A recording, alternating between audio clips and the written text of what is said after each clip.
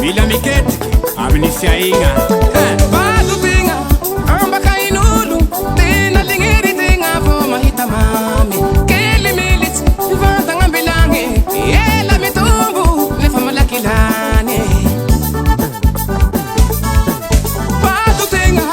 ambakain'olo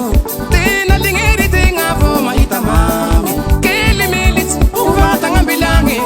ela mitombo lefa malaky lany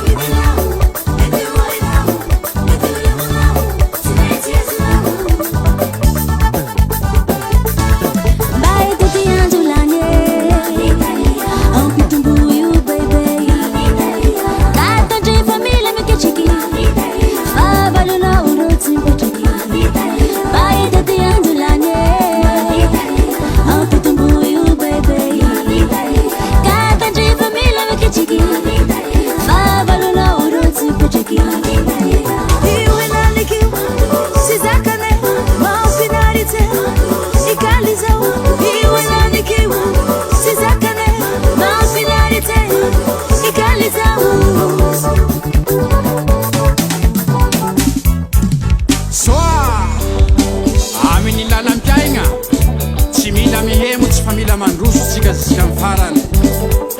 Otsoy amin'ny lalam-piaigna tsy misy olo davandra hozatsin'olo zao